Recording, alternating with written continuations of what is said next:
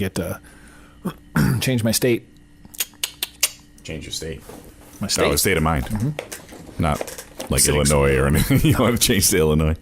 I like California. California's actually pretty cool.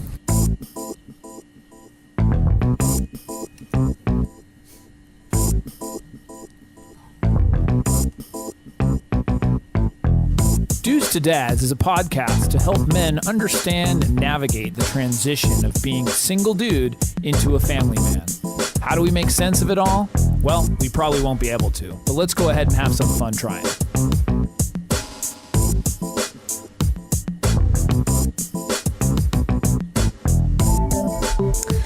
And we're back. We're back. What is going on? How are you? I'm doing well. How are you doing? I'm doing good. My name is Jason Kreidman. And I'm Alan Bush. And this is Dudes to Dads. And we have a very, very exciting show for everybody today. That's right. Not just a select few. No, well, for most people, it's going to be exciting. For other people, they might not think it's that exciting. They can turn their TV, or what do we call it? They can turn their computers off. Oh, yeah. Or their handheld device. Right. Or their something. There's too many devices to name. You can't turn your TVs off. We're not on TV. Not yet. Well, we could put this on YouTube as an audio file. That's true. But we Probably don't. Won't. That's a lot of work. That's way too much work. We are actually recording this during the day, which we were just talking before we got on the air of how strange this is. Yeah, it's like daylight. And both of our schedules opened up to have a day where we could do this. Yeah. And we decided to record. Yeah. And so very cool. It is kind of strange. It is, though. It is kind of weird, like when you don't have a full day that we already went through. I know. I'm usually a lot more tired, so I'm not as cranky, and maybe it'll be good. So the show today, we are going to do our segment style that we have. We're going to start out with stuff to do. Mm-hmm. I actually just recently did this with my son. Okay. And so I wanted to share that. Yeah. Battlefield. We're going to go into the battlefield. Whew. Yeah. It has to do with automobiles. Oh, okay. Yeah, I know. We'll get to that. Supercharge. Yeah. Also has to do with automobiles. Okay. I'm sensing a motif here. Yeah, not that big. Not that big. No, I didn't put that much into it. We are going to have a debate. Okay. Little Dad's debate. We did get a letter or a snail mail. Yeah. No, we did not get a snail mail. We got an email. I don't know why I still say that. It's like the pigeon came and gave us a letter. We're stuck in the. We got some Morse code. Yeah. This coming in. No, so we have a mailbag question from a guy named Morgan. Actually, Alberta, Canada. I was looking at our stats again. Mm-hmm. Craziness. More all over the place. Yeah, people are joining us. Welcome from wherever you are joining us around the world. Yeah. It is really, really cool to see these different countries, it really is. People listening to us. And in many of these countries, English is not their first language. I know. Which is even more strange. Yeah. I don't know if they just found us by mistake or... Well, they're downloading. But it's multiple people finding us by mistake. So it's not just one guy's coming over and be like, didn't speak the language and like, I just hit the wrong key and I found you guys. And I actually listened to the podcast. Yeah. So no, that's cool. So if you are listening in a different country, we'd love to hear how you found us and what you think about it. And I think one of the things too I'd be curious is even the translation from a cultural standpoint. Sure. Some of the things we talk about, or most of the things we talk about, are from our own experience. Sure, and from my experience, I'm born and raised here in the States. And even more specifically, California. Yeah, California. Yeah. Well, dude, the word dude, some people are like, I don't understand it. It's like avocado. Some people are like, I've never had an avocado before. I don't know why that just came into my head. No, I had the same problem when I first moved here. Someone said, you need to have avocados. Like for some reason, I never had one. And it's a California thing. It's a California thing. Anyway, so like I said, we got some mail. Dad's homework. Mm-hmm. Going to just give a little tip. What some dads can do. Yeah. And then we're going to finish it off with a quote of the day. Cool. So are you ready to get started? I think I am ready to get started. Let's do it. Let's start out with stuff to do. Dad, what are we going to do today? So in this episode, or this segment, I should say, of stuff to do, it's teaching your children to play cards. Oh, okay. So, and so poker. Well, here's what's funny. I actually did that the other day. Did you? Yes. You taught them to play poker? I taught them I taught them blackjack. Okay, that's not a good poker. one. Yeah, that's a good one. Poker's a little more complicated. Texas Hold'em. So, no, but I made it a math game. Okay. So, but here was it was funny. So, and blackjack technically isn't bad. Yeah, this is not what I'm recommending or say, but I wanted to, it is something to share. Okay. So, we were sitting around doing something, and I saw, we have like this game cabinet. It's like a bunch of board games and stuff like that. And I saw my poker chips there that I haven't really paid attention to in a long time, but I have like a poker set that I got many, many years ago. You know what? I have one too. Yeah. Well, the chips anyway. I got the chips and the cards, whatever. And meanwhile, they're, from years and years ago, and it's still fresh. Like, I think one of the packs of cards in there hasn't even been opened. I think there's dice in there and they're still wrapped. I've only used it a handful of times. Sure. And so I brought that out, and my kids were like, what is that? And I was like, oh, well, it's this game. You try to get 21 with the cards, and you put, and so I showed them how to play blackjack. And even my 5-year-old was like, oh, this is cool. Even with the betting. Totally, with the betting. You can use M&Ms or something. Yeah, you're right. We totally could. But we used chips. I said, this is 1, this is 5. We did that. Loved it. They loved it. So it was even funnier. So the other day, my wife and my daughter went out to a party, and my son was left, and he's like, hey, Dad, can we play blackjack? And I was kind of like, don't know if that was moment. Yeah, it was like, okay, I want to spend some time together. But I don't know how to gamble. And so what was really funny too is so he started with $40, ended up with $200. What? Yeah. Oh, we got to take him to Vegas. Well, that's get him like a suit. But that was the first. So that was like the first time that we did it with the chips that he did that. And so then the next time we played, he lost all the money. Yeah. And he says to me, he's like, oh, I'm so glad this is not real money. And that's why I said, I don't know if it was a good thing to teach him that or not, but I kind of said, well, that's why we do it with play money, because doing it with real money is not fun. Yeah. You don't win. You don't. And so I was trying to explain that. People might, I don't know what to think of it. It's like teaching them how to do it. But the cool part was the math, because he's like, okay, that's a 3, that's a 7, that equals 10. His math is really strong. Yeah. So, he was doing everything. However, for this stuff to do, I'm recommending using regular playing cards. Okay. But teaching them kid-friendly games. Go Fish. Concentration. Crazy Eights. Those are my favorites. Old Maid. War. Yeah, War. Those kind of. So I grew up. We used to, as kids, especially when I was on a swim team or something, and you'd have hours, between things. Yeah. We played cards all the time, and I don't see that as much now. There's so much with, devices and everything else.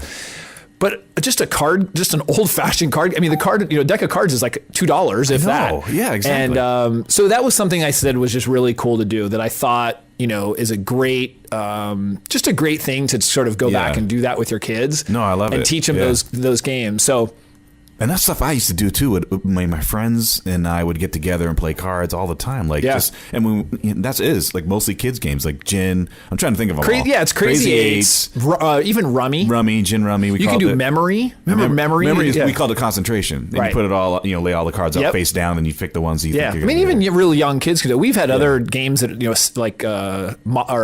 are like that. Yeah. Like the Memory game, like that are kid games. Yeah. But just teaching them an old fashioned, it can pass the time. Yeah. And there's so much you can do with a deck of cards. There's so much you can do with a deck of cards. Yeah. And so it's a really inexpensive entertainment. Yeah. Yeah. So that's just a recommendation on stuff to do. No, so I don't know if I can say play poker or play. When they get a little more advanced, maybe teach them a little poker. Well, it's not like I'm a card shark, but we will we'll see what happens with that. Right, exactly. As all of a sudden the authorities, Jason, your son was gambling at school. He's playing craps. It was all kinds of stuff going on. Totally. So anyways, let's move on. Let's go to the next thing, which is the battlefield.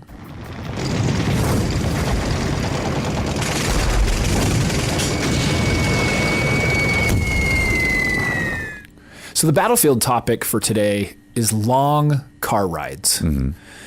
Oh, jeez. Yeah. Yeah. So I take a deep breath so that I remain calm. I count to 10 before I talk about this. Yeah.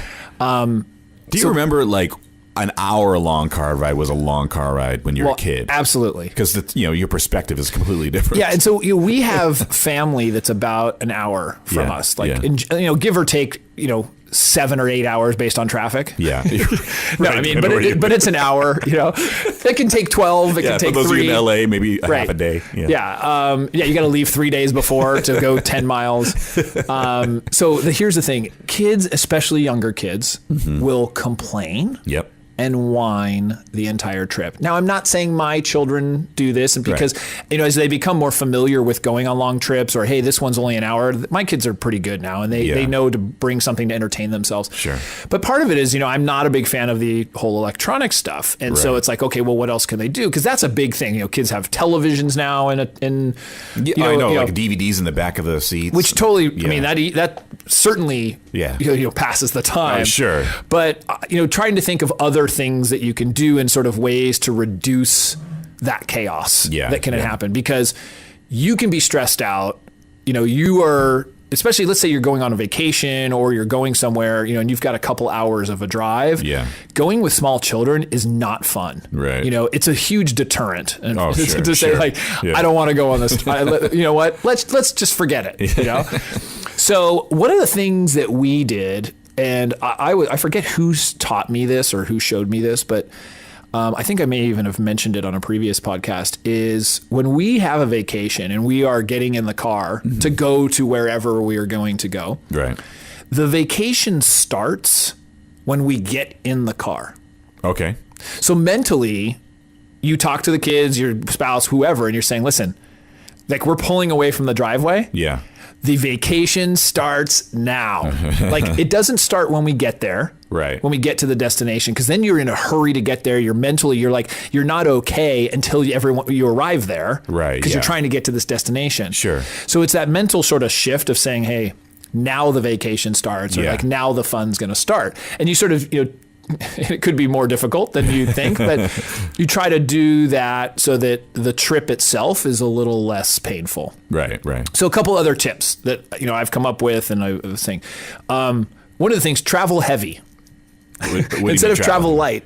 That's travel heavy. Almost contrary to what I normally would hear. So toys, entertainment, food. Yeah. I mean, anything you Load can think. them up. Yes. Deck of cards. And when you have a baby, like you don't go anywhere without 400 pounds of luggage. That's true. Yeah. So it's funny because like you see a new parents and they're going over, to let's say a relative's house for the afternoon. Yeah. They've got diaper changing. They've got bags. They've got wipes. They've got food, formula, whatever. Everything. Else, It's like just in case. I've had 4 outfits in case he spits up on something. I mean, but just in case. And it's funny because as your kids get a little older, you have a second child. You're like, all right, I'll just bring a diaper. They'll just go nude if they totally like diaper and a wipe, and you are good to go.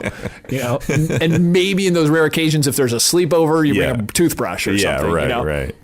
Even that doesn't matter, So it's amazing how that. So travel heavy. Sure. That was one of the things. Okay.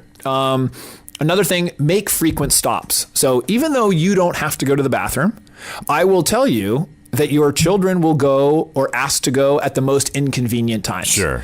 Yeah. There will be. You're going to be on a bridge. or you're in the middle of nowhere. Yeah. And there is no. So okay, you got to.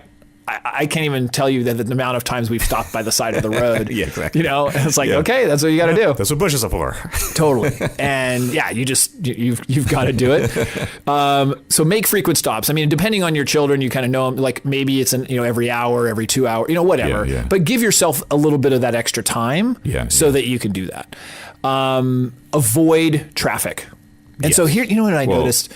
Yeah. If you can. Well, right. Yeah. But here's what I noticed. Well, you don't go at rush hour. I mean, around here in Southern California, everybody's really aware of traffic times. Yeah. I mean, it's a big thing. Like, well, I'm not going to that meeting at that time because there's traffic. Exactly. I'm going to go there at 4:30. We revolve our schedules around traffic. Yes. When I'm coming home, when I'm doing this. Yes. So you want to try to avoid that.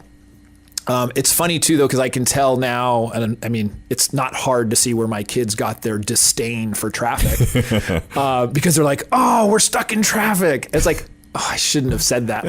Like I should just say, hey, this is an opportunity to whatever. Hang out. Because now every time there's traffic, they're like, oh, because they've probably seen you do that. Yeah, or my wife. You, yeah, and it's like we get so frustrated, especially when we go up to see in-laws and things like that, because there's always traffic. Yeah. And then we get frustrated because we're supposed to be there at a certain time, and and you never know how. Like I said, 12 hours, how long you have to give yourself, for a 1 hour drive, can be ridiculous. Yeah. So that's the thing. Try to avoid some traffic. Another one, if you are going for a really long, is to actually go during a time where they're going to be asleep. Oh, I was thinking that just now. Like, go at night or really early in the morning, where 4 o'clock in the morning type of thing. Like, yeah, my recommendation would be at night if nighttime, you can. If you're good enough to drive at night, then let them sleep and let them do that. That's we've done that on a flight. And it's hit or miss. You have to know your kids. Sure. I will say on a flight, it actually didn't work that well for us because our kids didn't sleep that. They didn't sleep that well. Comfortable. Yeah. Whereas we went really early in the morning because my kids, as I've said before, are very sprite in the morning. Yeah. They're happy. They're whatever. So we just went really early in the morning, and they were good. They were good to go. They had a great time. They were enjoying themselves. So I think you have to just know your children. Sure. For others, I think it was a recommendation from a family member. They said, go at night because their children sleep. Yeah. No problem. Right, yeah. Mine were like, nah, we're not. This is like the first or second time on a plane. Yeah. Nah, I'm not going to sleep. Right. So, car rides, I'm talking about a plane now, but, car rides are a little bit different than a plane. Yeah. So those are just some things that, I think learning that the vacation can start right then, make frequent stops, pack heavy. Yeah. Avoid traffic. Yeah. Maybe go at a time to sleep. That's a good, the first tip, especially the vacation starts now type of thing. So get in the right mentality. Totally. You know what I mean? That kind of. And that can be good for people who aren't, who don't have kids or whatever. No, true. Exactly. I just know for myself, I've always been like, I just can't wait to get there. Yeah, exactly. Yeah. So I can hurry up and rest. Yeah. Exactly. I want to hurry up and relax. I was just talking to somebody else about that too. It's so true. It's like, we got to hurry. We got to get there. We got to do it so we can just do nothing. Yeah. So it makes me laugh when people get in that mentality. So just hurry up and relax. Yes. So I know. It's crazy. And I remember talking to people on certain trips that I've been on. They become kind of trip Nazis. And they want to just make sure that you're going to every little spot and doing every little thing. I'm like, it's supposed to be relaxing. Settle down. Well, that's a vacation. Or, that's a trip versus a vacation. Yeah, that's true. Right. Yeah. Right. Yeah. So anyways, that's the battlefield, the car rides. Try to avoid that battle if you can. So let's move on to the next segment, Supercharge.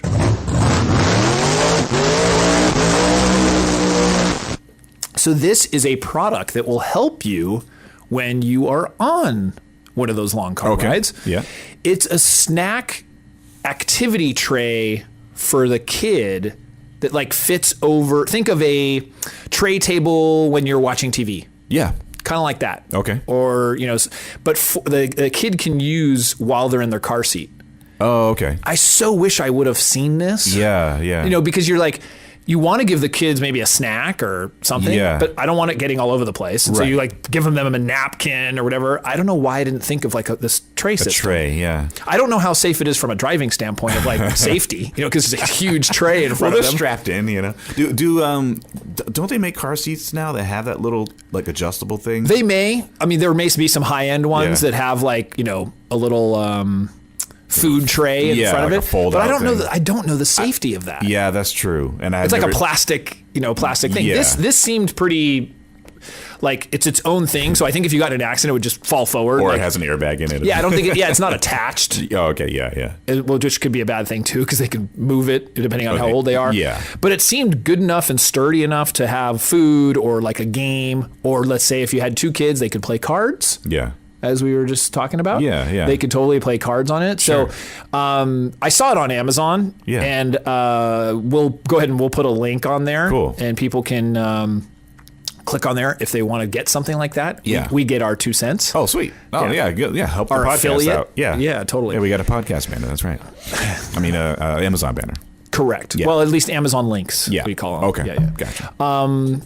So that's something I just thought for Supercharge. It's really helpful that while you're driving, and so even for that battlefield of a long car ride, that could potentially be I would say a lifesaver. Yeah. Is there a name of this product? Or is there this one is called the Star Kids Snack Play Travel. Oh, okay. Something. Yeah. I love Amazon names.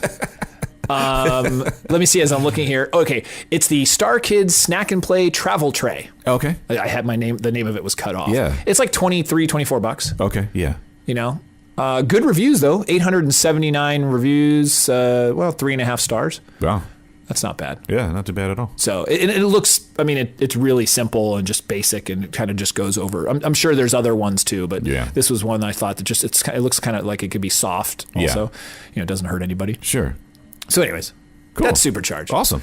So next we are going to go into a dad's debate, but before you do, I want to make sure for anybody who has questions, comments, feedback, send us topics. Debate topics. Send us an email, podcast@dudestodads.com. They can follow us on Twitter @dudestodads. Yeah. Another thing too, if you have enjoyed this podcast and enjoy, please listen to the other ones too. We've now have 40 something podcasts. Yeah, we're in the 40s. This is great. To subscribe on iTunes or Stitcher. Leave a review if you can. And leave a review if you can. That's great. Yeah. That really helps us. And so anyways, and then also now we have alerts on our website where they can subscribe, and we'll let them know of new things. Like as an example, just recently I was on an interview. Yeah. And so if I do something like that, I might send that out and say, hey, listen, this was done. It's very relevant to what we were talking about. Yeah. Yeah. If you want that kind of stuff, we're not going to sell it. No, we're not going to do anything with it. Just for your own purposes. So let's move on then to Dad's debate.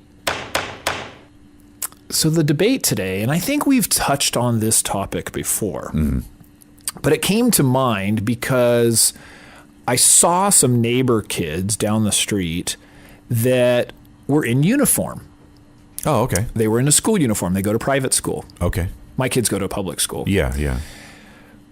But I was thinking about that topic and the idea of school uniforms. And I wanted to get your take on that. So, the idea of a public school having school uniforms to me is quite interesting. And the idea of it. Yeah. Does it help the learning environment? Does it hinder it? Does it limit a child's individuality? That's what I said. So that's kind of the debate. I wanted to get your thoughts on that. Yeah. On what you think about having school uniforms. Yeah. I go both ways with that. I do believe you got to pick a side. I know. This is going to be the part of the problem here. I don't like uniforms, to be honest with you. I feel it's very kind of militaristic in a weird way. Okay. Unless it's a sporting event or something like that. That totally makes sense. Or if you're going to an after school thing. But during school, it's like there's a certain part of your individuality that's taken away. And, and then it doesn't really prepare you for what's really out there, because then you're going to go into an environment where there's a lot more going on. Unless you wear a uniform. Unless you're in the army, right? And or a police or a public. Yeah, exactly. Anything. Sailor or whatever it is. Yeah. But, I'm not 100% against them. Exactly. I'm not 100% against them, but I think I lean more on the side of I prefer not. Interesting. So I lean on the complete opposite side. Are you? Yeah. And I'll tell you why. I actually, even when I was in school, and I went to regular public school, remember having tremendous issues with clothing. Mm-hmm. And for many different reasons. And, guys and boys and girls, I think, have this issue. One, labels. Sure. Of feeling these kids have clothes and I don't. Yep. And I think it certainly depends on the age that we're talking about. For younger kids, they may not be as concerned, but I can tell you this, I was extremely surprised at the concern that my son specifically, had about a specific type of clothing. Sure, yeah. Because he liked the logo and he saw that like other kids were wearing it. Brands. So brands he had to have it. Yeah. That was a little strange because I was hoping that wouldn't happen. Not that early. That early? Yeah, usually it's like high school. But it happens or really even early. Junior high. No, I remember it happening to me very early on too. So. No, I remember in probably the end of elementary school, going into junior high, which was 7th grade. Sure. Really caring about appearance and hair and clothes and that kind of stuff. Yeah. So the idea of clothes, to me, it eliminates that problem of people being Also bullied. Yeah. The bullies will find another reason. No, well, of course, but also income levels. Yeah. You know, where certain people are able to dress. The playing field out for sure. It evens the playing field out. Yeah. The question becomes, like you brought up the idea of individuality. Is school really the place where they get to develop their individuality? You are taught the same things. Yeah. You're based on a curriculum that is like, state-based or, country-based or whatever. Mm-hmm. Is it really the place where a child gets to really be an individual? I mean, because that individuality can come out anywhere. I mean, they go to school for a certain amount of time, but they play after school. Yeah. They are around their friends. They do whatever.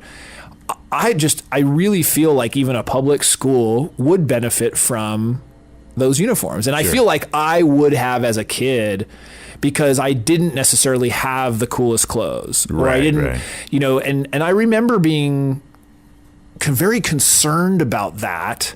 Mm-hmm. And my parents saying, listen, it doesn't matter. It's what's on the inside, all that kind of stuff. Right.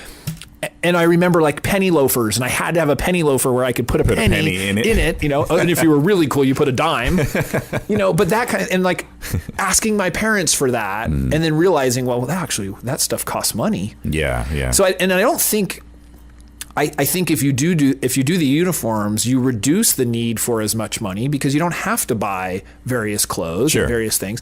And for people who are financially strapped, or I think the ability to raise money is there. Like, I don't think money's an issue about uniforms. Right. Because the cost of uniforms is probably going to be much less than the total. Yeah. I mean, you have 7 uniforms or 5 uniforms or whatever, right. Versus all kinds of clothing. There's something about that. And then the individuality question, that certainly comes up. But then also the learning environment, is the focus then removed on all these external things, how this person looks and how this person dresses, which is huge when you're young. It is, yeah. That gets eliminated. Right. It gets, to a point. Well, unless you're doing something with the uniform, you're like a Britney Spears or something. You're like rolling it up, and then I don't mean like that, but that too. You're rolling it up, you're making it cool. You put a roll of cigarettes in it or whatever. But there's that whole thing about you'll find something else to pick on people's hair. Sure, but that eliminates a big part of it. You're right, and that's such a really good point. And I now that I think about it, that I remember going through those phases too, because I grew up in a poor environment, relatively speaking, and I didn't have the latest fashions, and nor did they always change anyway. I'm not wearing Sergio Valente jeans, Dad. So silly. It's like, I'm wearing Wranglers, and I'm getting picked on because I'm wearing Wranglers. It's like, why are you picking? Well, who cares? Right. Do you really care that much? And but when you're a kid, you do care. It is a big deal. And it's a big deal when someone notices it and then picks on you for it. Right. So it does change that dynamic a lot. So yeah. So I just, I'd noticed these kids down the street, and I was like, oh, I wish my kids had that, where, because they're not concerned too much about it now. But even my daughter, who's 5, all the stuff we try to do about, it's on the inside and all that. Yeah. The influence is at school. It is. She's like, well, I don't want to wear that shirt. I'm like, I'm thinking to myself, did somebody say something about that shirt? You don't know what's really going on there. Yeah. Because that's just... No, I totally agree with you. And I might be leaning more on, to convince me, because that is something that I remember going through, and having to just eliminate that. You don't have to worry about that. Like some of the older segments we've discussed revolved around like shoes, or like that type of thing with your daughter, like making sure she couldn't, couldn't find those shoes. Couldn't find the shoes, the organization part of it. Right. So you'd eliminate that, because it'd just be the same set of shoes. You don't have to match this. Well, isn't there there's some stuff that I don't know if it's the Facebook founder Mark Zuckerberg and some of the other people who are really considered like genius and famous, and that they wear the same things. Yeah, because it's another less, or it's one less thing that they need to have to make. Yeah, because they have to make a million decisions. So just do you think that's what it is, or they're just sloppy and they don't, they're not creative in that way? When you get to Mark Zuckerberg and Bill Gates, yes, that's just like they're just. But even some rock stars and things like that, like they're known for a look. Yeah, and so they, they always are wearing their hats. Yeah. Or they're always wearing their sunglasses, and they're always wearing specific things. Yeah. So they don't have to make that decision. Right. It's like, that's my look. Yeah, that's true. Yeah. So I don't know. But didn't Johnny Depp wear like a bunch of bandanas and like I don't know. He's like close to 50. Well, Bret Michaels. He has that bandana covering the bald spot. Yeah, right. Exactly. It has like hair extensions on it. Right. I don't know. I'm so curious what it looks like. What was that TV show he was on? I don't know, Poison or whatever. No, that was the band, wasn't it? Yeah, but I forgot the name of the show that he was on. But I know Flavor of Love was basically the other side of that with Flavor Flav. It's just, yeah. Oh, I can't believe we just admitted that. Okay, that's on tape, by the way. Exactly. So that's the dad's debate. I don't know if we learned much, but I dig it. No, I like that, and I like that aspect of it because it did make me think about a different way, private school versus public schools, or at least the aspect of you having uniforms. So anybody out there who's in charge of uniforms at a school, let us know. Yeah, I'm sure there's some data. I wonder if it facilitates learning more too because they eliminate that whole thing. I think so. Yeah. Well, just distractions. I mean, they're just not worried about certain things. I mean, you don't have to worry also too about some disciplinary things that schools have to deal with. I mean, I remember that started even when I was a kid. Sure. Wearing certain T-shirts. Certain T-shirts and things that they said and like all the kinds of stuff, which, you know what? I remember thinking like, gosh, I can't believe that they're so concerned about that, as a kid. And even as an adult, it's like, it's a T-shirt. Like, I'm not that concerned, but I do get it. Yep. I do get it. Yeah. It doesn't. And even in some areas, like where there's gangs and things like that. Right. I mean, you can wear the wrong color and get in trouble and so get hurt. Yeah. Yeah. That's true. So anyways, very, very interesting stuff. Yeah. So, let's move on to the mailbag. Mail. We got mail. Cool. So I'm going to read the letter. Yeah, you did the I always same want to thing. say it. I know. The email from Morgan from Alberta, Canada. Go Canada. Yeah. Our northern neighbors. So Morgan writes, I was listening to you guys talk about connecting with your kids. Oh, that was a good episode. Yeah, it was a good episode. I'm trying to be more affectionate with my 8-year-old son, but it feels a little awkward. I felt like I was better when he was a baby, but as he gets older, it is feeling a little more difficult. He doesn't want to seem to be more affectionate. Any suggestions on how to overcome this? He doesn't seem to want to. Oh, he doesn't. Okay, I see what it says. It says he doesn't seem to want to be more. Yeah. Or want me to be affectionate. Want me to be affectionate. Got it. Gotcha.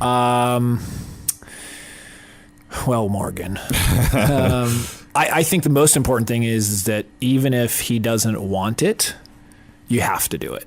Just smother him? Yeah. Well, no. But just because he doesn't want it doesn't mean he doesn't need it. Mm-hmm. And what I mean by that is kids will often just be that way. They're like, get away. Like, stop. Yeah. I notice my kids will occasionally do that. It was funny, actually, this morning, my daughter, I picked her up and she's, she's getting bigger, but I was like, oh, my little baby, like joking, I was like cuddling her and she's like, stop. And so I was like, I kind of was on the couch and I like put her down. She goes, no, keep going. And so, as much as she said, it's funny. That's just happened this morning. That's funny. As much as she wanted to stop and I could have just said, oh, okay, sorry. Yeah, and just not do it again or whatever. So I think for Morgan, the one thing to probably keep in mind is even though something may feel awkward, doesn't mean you shouldn't do it. Yeah. I mean, we run across that all the time in our lives. Sure. Where something is awkward, you're in any kind of situation and it doesn't matter that it's awkward, you still need to do it. Right. Of the 7 things that I talk about in the fatherhood formula, contact is a major one. Sure. That is affection. That's hugging, kissing, being affectionate with your kids, sitting down, putting your arm around them, all of those things. Yeah. You may not have had that, and many people don't have that from their father figure growing up. Yeah. It is crucial. Yeah. Not only crucial, it's just so beneficial. Sure. Yeah. That that an adult helps shape them later. Absolutely. Yeah. And makes them feel secure. It makes for the boy. I don't know if it's because it's a boy. Yeah. I don't know what his situation is, but it doesn't mean you've got to be like overly crazy. But giving your son a strong hug and even kissing him on the cheek or whatever is totally not only acceptable, but it's really important. It is. I think people should grow up in a household that has affection. I know my family, both my mother and my father's side of the family, are fairly affectionate. Yep. And I just kind of grew up that way. And I don't smother people if they don't like it, but how come every time you come in here, you're like, Jason? There are some people who are more huggers and other people are more, a handshake or whatever. That's fine. Yeah. I can deal with that. But I feel like it's super important, and especially growing up. That is my shirt. Get your hand out of my shirt. Exactly. It's a little too affectionate. affectionate. Yeah. Over the clothes. Yeah, Over exactly. the clothes. Just make sure it's over the clothes. No, so I think it's just a Go to the women's locker room. little off track. Just want to need hugs today. Yeah, yeah. Who needs a hug? Who needs hugs? Creepy guy. So I think, Morgan, you just need to do it anyways. As far as any specific suggestion, practice. Yeah. What's the thing? Like, feel the fear and do it anyways. It's just knowing that how important it is. Yeah. I think you should, hug or kiss your children every day. Yeah. It doesn't become less. Yeah, it doesn't become less meaningful. I agree. People might be able to say that you can give them too much and smother, but I don't know. When they're young, I don't know that you can do that. Yeah. So anyways, I think I notice too. I will notice periods of when I am more affectionate. My kids are more responsive to my affection. So in other words, when I'm not as much, then I do sense a very similar type of thing where they're like, stop, don't. Yeah. Or when those periods where I maybe am, like, say for a couple days or something, and I'm consciously thinking about it, like I need to hug them when I get home and blah, blah, they are more affectionate towards me. Right. So it actually like rubs off. Like and that happens all the time, where then they'll come over to me and sit with me or do something like that. And I can see that they're feeling much more close. Yeah. Right. And it's from my actions. Yeah. And so that seems like a very positive thing to do. That's great. No, I totally agree with that. Is there a such thing as too much? I don't think so, but I'm sure there's some expert that says there might be. Yeah. There's always too much of everything. Yeah, exactly. You can overdose on anything. You can overdose on apples, right? You need to talk to our addiction specialists. Anyways, let's. So that's the mailbag. Let's. We got just a couple things left. Let's talk some dad's homework. All right.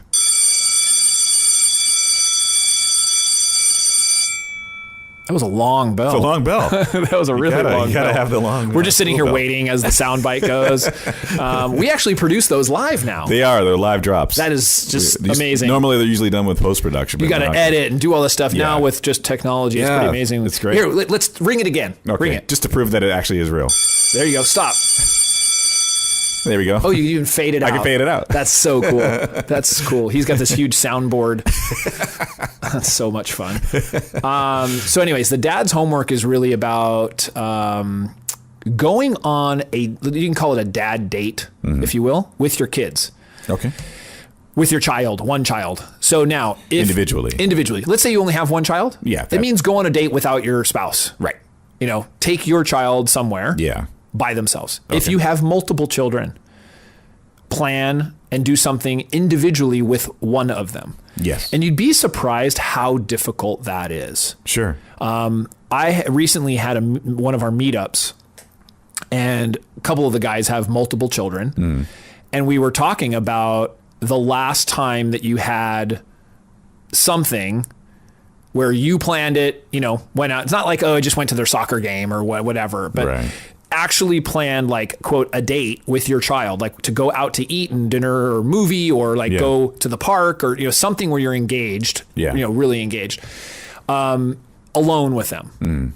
And almost all of them were like, wow, it's been a long time. I don't remember the last time I did that. It's usually because let's say you're a working dad, weekends are family time for the most part. Yeah. Or if there's some sort of sporting event or event, you're really just attending that or participating in that. Yeah. But it's really about spending that quality time and connecting with them one-on-one. Yeah, and I feel like a lot of people feel like they have to maximize their time with people, so they kind of do everything all at once. Yeah. No, I mean, all together. I think I sometimes feel like that, where I feel like because on the weekends, my time is early morning, late at night, right before they go to bed, and, weekends. Yeah. And so I really value those weekends. But what I do find is, like, it's all of us together as a family doing things and going places and doing that. And you don't get as quality time with them. Right. That you would if you were to say, you know what, hey, let's go do this. Now, I will say, okay, maybe I'll go outside and now play catch or kick a ball or something like that. Yeah. So I'll consciously do that. But I will tell you that in most cases, both of my kids come. Oh, okay, right. You know? Yeah. Because I don't want to leave one out. Yeah, and then you feel like you're neglecting one if you do that. Yeah, if I said, hey, son, let's go play some soccer. Yeah. My daughter's going to be like, yo. I like soccer too. Yeah. Hello. Oh, I mean, she's already got her shin guards on. She's ready to go. She's like, I'm all geared up. Wait, you said who? Yeah. Sorry, this one was not for you. So sometimes you have to do that in advance. Yeah. Where you say, hey, listen, on Saturday morning, we're going to do something. Yeah. And then on Sunday morning, you blah, blah, blah, blah are going to do something or Make whatever. sure they understand and Right. set the expectations. Yes. Yeah. Set the expectations and have, that individual time. And that I think can go, that's a really important thing about connecting with the child. Sure. To have that one-on-one time. So Absolutely. that's the homework. We're going to finish off the episode today with a quote of the day. All right. And it is from some e-cards, which I love. Yeah. Yeah. Always good humor. Which I think some of them are real and then other people just make them up. Yeah. I don't know how that works, but well, yeah, they probably have people that contribute their own. Yeah, it's always like if you go online, there's just always a bunch of ones that people make that it just didn't seem like somebody created those ones. So, and I don't think that we've seen this one before, but maybe we have. Mm-hmm. So the quote is, "My children's laughter is my favorite sound. Mm-hmm. The sound of their deep breathing when I know they're asleep is a close second." So, as a parent, you're allowed to say that. Sure. It's like that time at night where you've had chaos and then all of a sudden the kids are asleep and you can hear them breathing. Yeah. And you're like, I like the fact that you're alive and quiet. Totally.